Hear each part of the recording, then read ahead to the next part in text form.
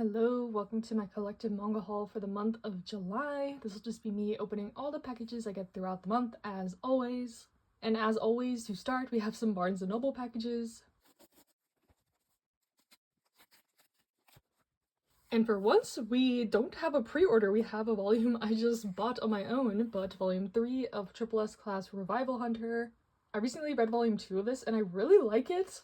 And I pre-ordered volume 4 that comes out this month, so I figured I had to get volume 3, but yeah, this one is sort of like a time travel action adventure, a little bit of mystery series where our main character is trying to get to the top of this tower as a hunter. But I really like the comedy in this and kind of the magic slash world system, how he gains skills, stuff like that. All up my alley. So I'm really glad I'm continuing to enjoy this one. The comedy stands out the most for me for sure. Then for the pre-orders, we have volume 8 of Taemon's B-side and volume 8 of In the Clear Moonlit Dusk, two volume 8s coincidentally. Both these series I find super cute. Taemon's B-side is about our main character who becomes a housekeeper for her favorite idol, but turns out his real personality is not the persona he shows on stage, so lots of shenanigans involving that, and also his group members have different personalities as well. So we're finally getting to like the last group member's personality in this volume, I'm assuming. It was teased in volume 7.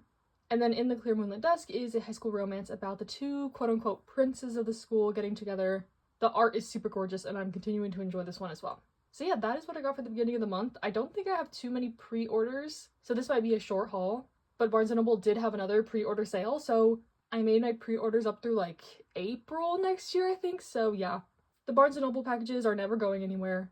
Pretty much the only manga I buy, as we have all seen by my videos. So anyway, stay tuned for the rest. Hello, we have a bundle of packages from Barnes & Noble today. Seems like most of my pre-orders came out near the end of the month, but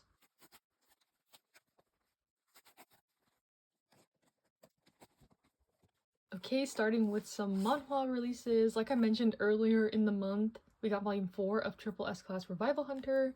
Super excited to read this one once I read my volume 3.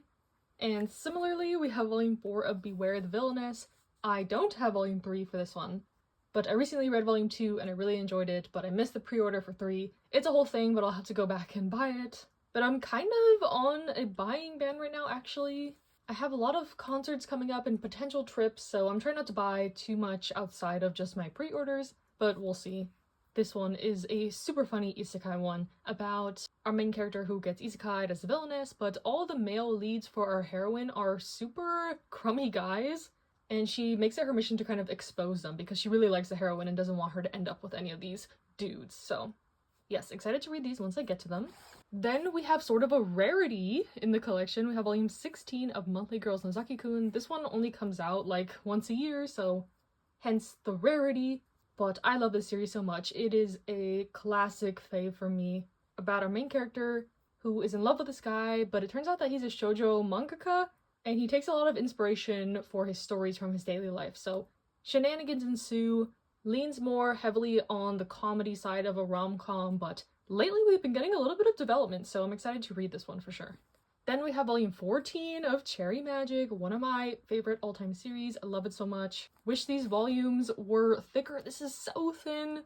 But this one is a office romance BL that I'll never get tired of. You know, I love the anime, the manga, the Japanese drama, everything. And I think there's some setup to some actual conflict coming up.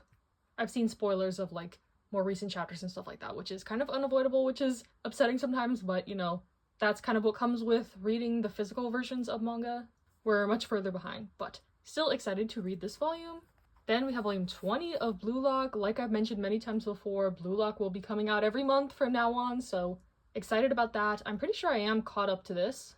I really like the current arc we're on. This one is a soccer manga that is a little bit more on the fantastical, whimsical side.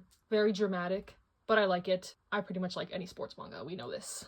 And then one I am really excited about, we have the one-shot Lion Hearts. So I know almost nothing about this one from the blurb. It sounds like a childhood friend story, which, you know, is one of my favorite tropes. But what drew me to this one is because the author is the same author as Our Dining Table, which is one of my favorite one-shots, which is also getting a sequel coming out soon. So when I saw that another one of their works was being published, I jumped on it immediately. This is much thicker than I thought. This is like a hefty volume, so very excited to get into this, see what it's about. If it's anything in the same vein as our dining table, I think I will love it. So yeah, that's it for today, and I should have a couple more things coming next week, and then we'll wrap this up. Okay, hello, it is the last clip of this haul. If I sound a little funny, it's because I was at KCON yesterday, and I did a lot of screaming for my faves, so we're still recovering, but I have a couple packages. First, we have volume 14 of A Condition Called Love. I actually just caught up to the past like 3 volumes of this, and I believe the last volume is like volume 17, so we're nearing the end, but I really love this one of my favorite high school romance about 2 teenagers kind of just trying to figure out love and how they want their relationship to look like, etc. We're getting a little bit more drama in these later volumes, but the character development is top notch, so highly recommend. And then lastly, we have a package from Eyes Press,